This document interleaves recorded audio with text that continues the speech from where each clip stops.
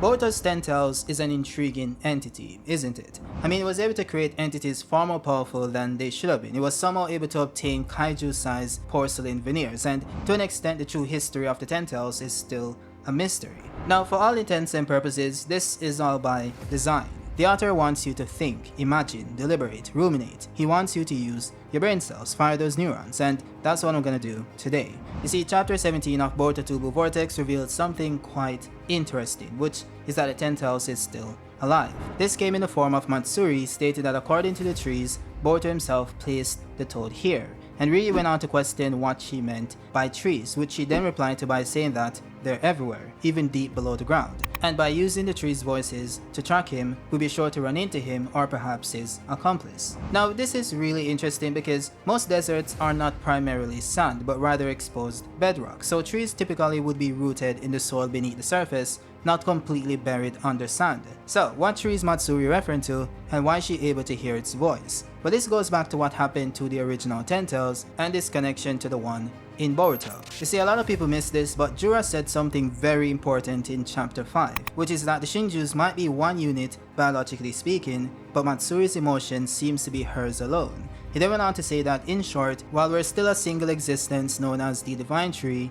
we each still possess independent consciousness. Now, the reason why this is important is because it implies that even though these entities possess individual traits and personalities, they still stem from the same entity, which is why there still remains a biological connection. This also remains true for the original 10 tails as well, because as I pointed out in my prior videos, there's this one databook statement which says that the 10 tails is nothing but a fragment of the God Tree that gave birth to the universe, which implies that every 10 tail seedling is connected to the original God Tree, which in turn makes them connected to each other, biologically speaking. So it isn't far-fetched to assume that Matsuri, a fragment of a divine tree, is able to communicate with fragments of another divine tree. Now, with that said, how does this connect to the original 10 tails? Well, a lot of people tend to forget this, but the 10 tails in Naruto still has roots spreading across the entire planet. This first happened when Kaguya came to the planet and cultivated her divine tree, because as stated by Amado in chapter 46, the divine tree is planted in the ground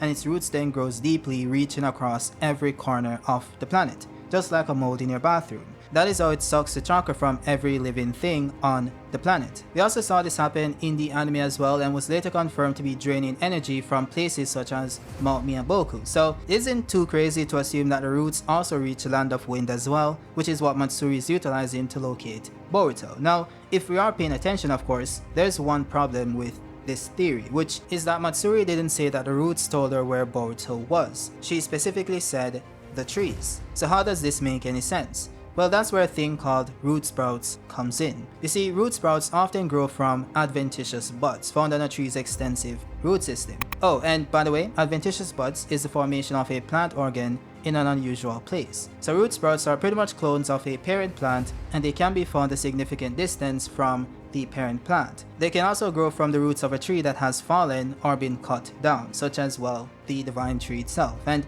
this part is really important because we've always wondered why Kaguya was surrounded by multiple divine trees in that one panel, or why Momoshiki's planet had multiple divine trees planted at the same time. This then led us to assume that Momoshiki simply had multiple 10 tails in his possession, or he simply reused the same 10 tails over and over again on the same planet, when in truth the root system of the divine tree simply sprouted copies of itself across the entire planet, which then grew to perform a similar function of the original divine tree. This would also explain why Momoshiki was able to sprout a divine tree in one of his dimensions back in chapter 5, which he then attributed to the chakra he stole from the 8 tails. What this means is that a plant organ of the 10 tails can be used to mimic the function of the actual 10 tails, likely to a much smaller extent. And simply feeding potent chakra to this root sprout, which is what Momoshiki did with the 8 tails chakra, can cause it to grow quickly into a fully formed divine tree. Now, the next most important question would be, why would Momoshiki feed the 8 tails chakra to this divine tree instead of just consuming it himself? Well, the most likely answer to this is that the root sprout can be used to absorb some genetic information and energy from the planet it is planted on, which yields more benefits than simply consuming the chakra of the 8 tails. This is also why Momoshiki didn't consume the chakra he took from Kurama until it was completely necessary. He was more than likely planning on using it to create more divine trees, using the root sprouts he has collected. It also explains why we never saw Momoshiki with an actual 10 tails, despite the opening scene depicting him consuming a chakra fruit. And even in his fight back in chapter 7, the god tree never reverted back to the 10 tails despite being cut in half, nor did Momoshiki try to summon it for assistance when he clearly needed it. So the most likely case is that this god tree isn't an actual 10 tails, but instead a root sprout Momoshiki grew using the chakra of the 8 tails as he stated in the novels. This also implies that the root sprouts have the ability to become a divine tree without needing to consume an Otsutsuki, likely because they stem from a god tree that has already underwent that process. So the trees Matsuri refers to in chapter 17 is likely multiple root sprouts that spawned from the roots of the 10 tails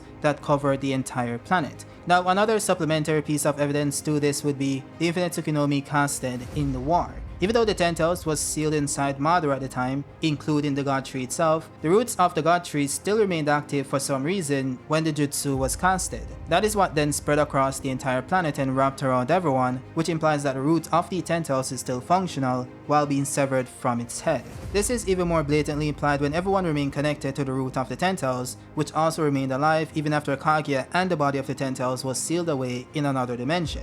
Naruto and Sasuke had to stop the jutsu itself for the root to release everyone from the vines that encased them. Now, going back to the root sprouts, there is actually an instance of this existing on the planet in Naruto. You see, back in chapter 512, Obito brought Kabuto to his underground facility where he revealed the husk of the 10 tails known as the Ghetto statue, which was sitting on what appears to be a mini divine tree. This, of course, is the very same location Team 7 visited in Boruto episode 52, which is where they encountered the evolved White Zetsu. You can see that the bud the Ghetto statue was sitting on is now closed. It has the same markings on the walls around it and the same structure to stand on in front of it. Also, the markings on the wall that leads to the root of the tree is the same, along with what's below the tree as well. So it is clear that this is indeed the same location Madara stored the army of White Zetsus, produced by what Mitsuki described as a bud. By the way, they also foreshadowed this back in Boruto's anime with Victor's fake divine tree. He was able to create it by using a sample of the real divine tree from the remnants of the war, which he then combined with Hashirama cells and implanted into individuals to essentially grow the divine tree using their chakra as fuel. Similar to how Momoshiki used the chakra of the 8 tails to grow the root sprout back in his dimension.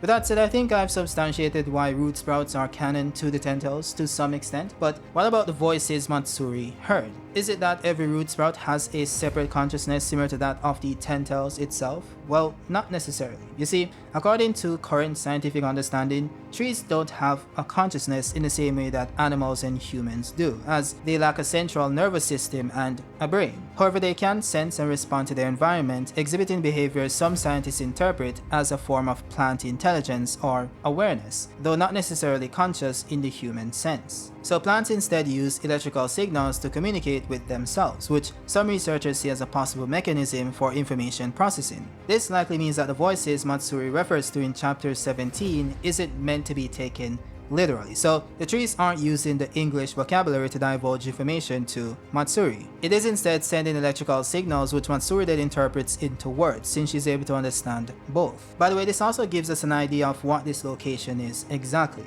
They seem to be surrounded by roots of some kind, which they seemingly use to sustain thorn soul bulbs or produce them. I said because back in chapter 17, Juro retreated because he couldn't let Hidari's thorn soul bulb rot, yet they had Shinki's bulb connected to these roots waiting to be transformed, which implies that Juro could have connected Hidari to the roots which would have sustained him or chose to resurrect him using a combination of whatever that box is along with said roots. By the way, these are the same roots Hidari used to heal himself when his body was partially destroyed by Boruto's Rasengan, and likely what he was trying to escape to when he was hit by Rasengan Uzuhiko. So the roots seem to possess some sort of healing factor which can then be applied to the Shinju, but why? Well, that is likely because this is a root sprout of the divine tree which is absorbing energy from the planet and then uses that to heal the Shinju. This then brings us to what Koji said in chapter 13 as well, which is that it would be ideal to dispose of the 10 tails, root and branch before it evolves into the Shinju, which implies that the Shinju didn't create the root sprout. Granted, we are assuming that Koji is referring to the root sprout and not the phrase root and branch, which is used to express the thorough or radical nature of a process or operation. though it could be the case that it's a double entendre, which is a word or phrase that is open to two interpretations, similar to the idiom blue-eyed boy Momoshiki uses with Boruto, which implies that Boruto's eyes will take everything from him. This both references Boruto's literal blue eyes and also his naivete, which led to the outcomes borne out by his decisions, thus Boruto taking responsibility for the position he forced Kawaki in. Though we are kinda off topic here, the point is that Koji made reference to the root and branch of the 10 tails, so he is likely aware of the root sprouts. Now there is more evidence to support why Matsuri would be able to connect to these divine trees in the way that she does. You see, Jura, who is stated to be the incarnation of the 10 tails itself, would in fact have an obsession with consuming Naruto over everyone else, since Naruto has the deepest connection to the tail beast. He's the one who tackled the hatred in Kurama and the tail beasts at large. He fought for them, protected them, and later granted them their freedom. This also goes back to why the tail beasts are able to converse and connect with each other no matter where they are. It's not just the fact that they came from the same 10 tails, but more so because every one of them is a part of the hive mind itself. What I mean by this is that every juvenile 10 tails that are shipped to planets across the universe came from one main body god tree, the one that produces them as stated in the databook. So Jura's connection to Naruto stems from the connection Naruto has to his fellow Biju, which is referring to the 9 Biju that derived from the original 10 tails. The crazy part about this is that the entire concept itself is inspired by Norse mythology, more specifically the world tree known as Yggdrasil. You see, the tree itself resides in the center of the cosmos and connects to each of the 9 realms, which, by the way, is similar to how the 10 tails or the god tree is connected to the 9 Biju. And I did mention this before in a prior video, but what I found most interesting in my research was the 3 main entities that resided below the roots of the world tree. One of them known as Nidhogg, a great serpent who resided in the spring called Vergilmir along with the other serpents. Then you have the Well of the Wise known as Mimir. By the way, this well is said to contain wisdom and intelligence, which is why Odin sacrificed one of his eyes in order to take a drink. Now lastly, we also have the Well of Earth, where the Norse equivalent of the fates called Norns lived. These beings were pretty much responsible for using the water from their well to repair any damages done to the world tree. Now with that said, what does all of this remind you of? Well, naturally, the first things that should come to mind would be the great animal sages. The serpent called Nidhogg obviously refers to the great snake sage. Mimir and the Well of Wisdom clearly refers to the great toad sage, and then we have the Norns, which refers to the slugs due to their shared healing capabilities. So Kishimoto didn't just take the bare concept of the world tree itself, he also incorporated the surrounding aspects of the world as well. So in a sense, everything within Naruto's universe spawns from one massive god tree that lies at the center of the cosmos, and all subsequent god trees are just fragments of it as stated in the databook. Now with that said, there's one issue with everything I just said, which is that it was recently revealed that the universe was created by an Otsutsuki god using the power of omnipotence. But it was later revealed that this was a mistranslation. He didn't create the universe itself, just the current world. This reminds me of the Celestials from Marvel Comics, who created these planets and then planted their embryos within the core in order to absorb the energy over time. And once those embryos hatch, the planet and all life on it would come to an end, similar to the god tree. Now, with that said, I could be wrong, of course. It could be the case that Matsuri is just using some form of root system deep below the earth's surface, and she just called it trees instead of roots for some reason. It could also be the case that she's able to do it because of Moegi's ability to use wood release as stated in the character profile. So it's not really due to any connection to the 10 tails, but her being a divine tree just enhanced her sensory abilities.